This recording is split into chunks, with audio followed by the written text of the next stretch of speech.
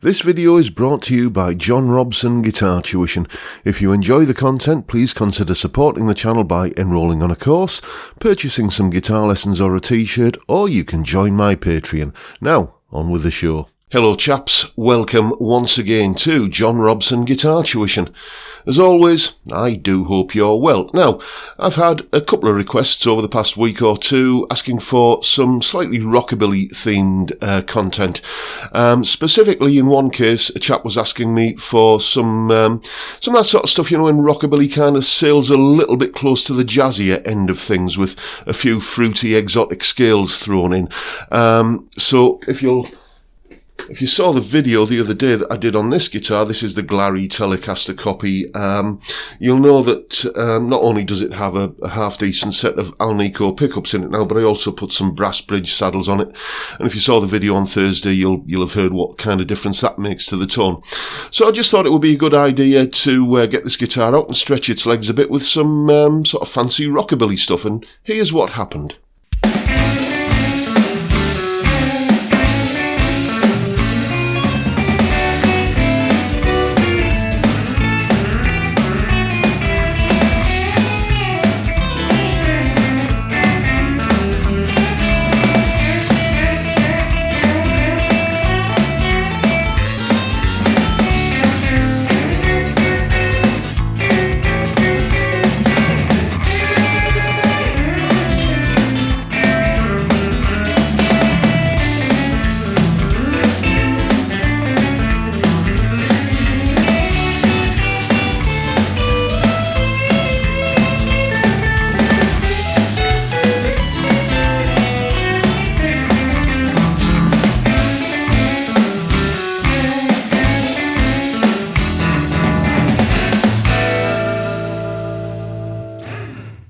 And here's a little bit of an explanation about the kind of shenanigans I was getting up to in that solo. Okay then, let's take a look at the headlines of what I was doing there in that little rockabilly solo. Let's dissect the intro lick, because a lot of the concepts that I'm using in that lick are kind of throughout the solo. So here's the lick.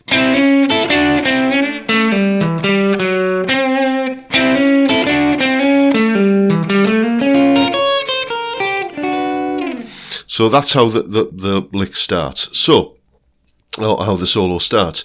So I'm using fairly conventional blues type licks here to begin with. Kind of taking essentially, you know, minor pentatonic notes and hammering onto chord notes. Or just kind of essentially thinking around a minor pentatonic idea and then bringing in a note from the A7 chord there, the major third.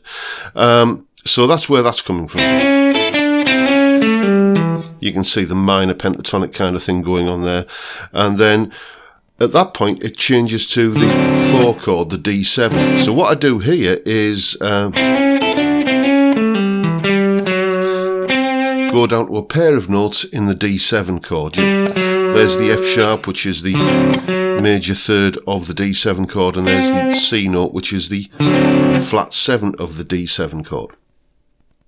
Right, now the thing about those two notes is they are what we call a tritone apart. 6 frets basically, 6 semitones. If I take this C note here and move it onto the same string as this F sharp note here, you can see there's the C at the 10th fret, there's the F sharp at the 4th fret, 6 frets apart, or 3 tones, or a tritone. And that's a particularly useful way of just kind of coming up with a double stop lick that invokes the sound of the chord. And I actually do that, I think, in a different inversion up here at some point in the solo. So there's those 2 notes, and if I just stick a D note underneath that,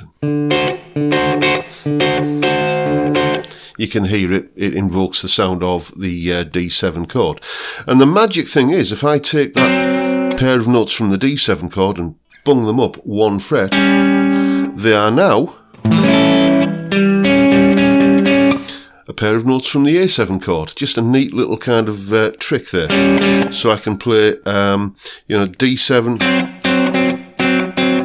to A7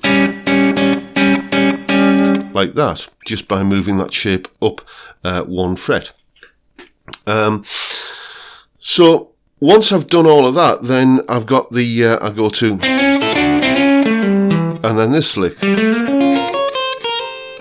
Something like that. Now basically what that is, that's what we call an altered scale. It's essentially the B flat melodic minor scale, which looks like this.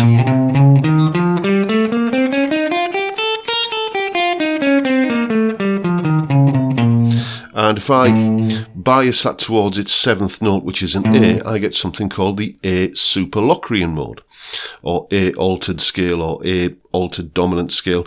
Lots of names for it, but it's essentially just a B flat melodic minor scale, which in turn is just a B flat major scale with a flattened third. So it's, you know, you can work your way towards what this scale is. And it's a great scale to use over that transition from the 1 chord, in this case A7, to the 4 chord, D7. Basically, I'm going from the A7 up to D7, so I think about the chord I'm starting on, which is A, I go a semitone above and play the melodic minor scale. Like that, and I played a lick that goes something like, and then into the thing that I'm going to be doing over the D7 chord, which we'll talk about in a moment. So that's a great little way of adding a little bit of sophisticated spiciness to that particular point in what is essentially just a blues solo. The next thing I do is I've got the D7 chord happening here, and basically a close relative of D7, a close extension of it, if you like, an extended version of it is D9th, like that. And you can see at the top of this D9th chord, I've got a little A minor triad, okay? And what's more, if I take that A minor triad up a tone, it becomes a B minor triad. And that is another little kind of chord that's lurking within an extended form of D7. You can extend a D7 into being a D13th, and when you do that, you know, you get a B minor chord lurking within it. So there's a few places in the solo where I'll take like B minor and A minor chords. If I just play like a D bass note under that, you'll hear the full effect. Like that, or maybe up here, there's a B minor triad there, there's an A minor triad there, and you know, you're getting essentially what is just a bit of chord substitution, and it's, you could arpeggiate those chords, you know,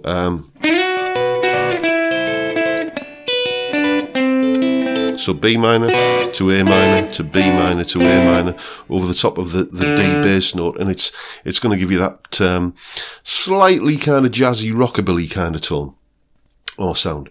So that's what's happening there. Now another thing that I'm doing is some of this kind of hybrid picking kind of stuff. So what's happening here then? Well, you can apply this to all 3 chords in the sequence, the A7, the D7 and the E7, but let's just look at it in the context of the A7 chord. There's an A7 chord, you can see it on screen, and basically the A7 chord can be seen as coming from the A Mixolydian mode.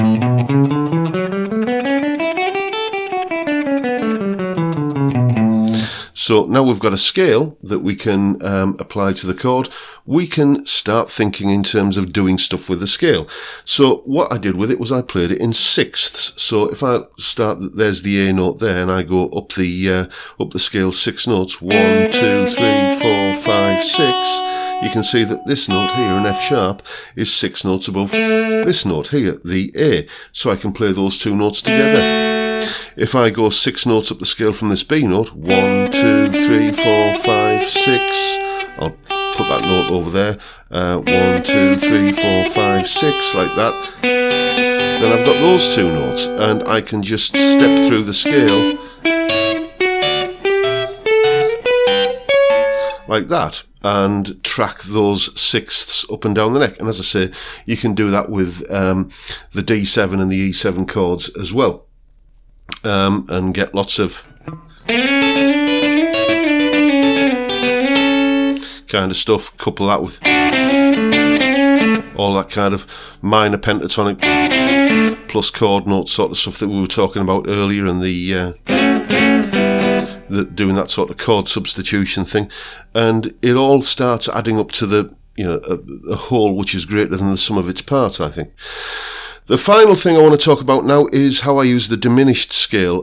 Basically, once again, if I'm going from the A7 chord, the 1 chord, up to the 4 chord, the D7, then what I can do is think 1 fret above the A, same as we did when we were thinking, like, A, going 1 fret above the A to get the B flat melodic minor. So I'm going to go 1 fret above the A, and I'm going to play the B flat. That's a B flat note there. Then if I go up a tone from that, I get a C, then a semitone, then a tone, then a semitone, then a tone, then a semitone, then a tone. I've now got the B flat diminished scale. Okay, simple as that. And this is a great scale to use over the transition from A7 to D7. So I can map that out on the neck here like this.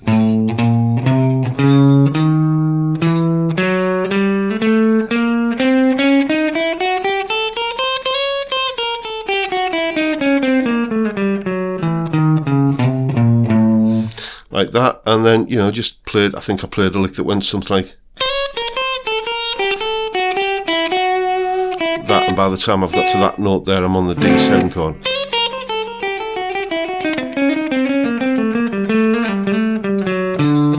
You can hear how that leads nicely into that D7 chord, and then I think the other lick that I played with it was something like this.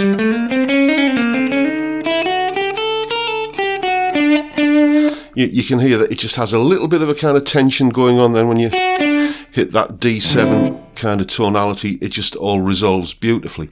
So those are the kind of ideas and tricks that I was using in this little rockabilly solo. I hope most of that made sense.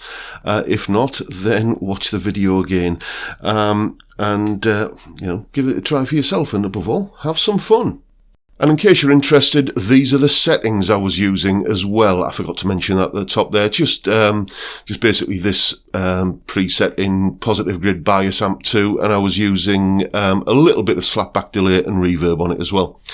The solo there is, of course, a full tab for it in both Guitar Pro and PDF formats, along with the jam track I was using, and the clip of me playing the solo, and the little clip that you've just seen there of me explaining it. And I've done a PDF as well with those scale patterns on that I was using, for the melodic minor and the diminished scale. So that's all up on my Patreon page. There's the address, and the link is in the description. It's only $3 a month, and you get all of these extra resources that go with these YouTube lessons. Thank you so much from the bottom of my heart to everyone who is supporting me in that way, or any of the other ways that you can help keep the lights on around here, all of which are linked down in the description. Thank you again, and thank you in advance if you're thinking about doing it.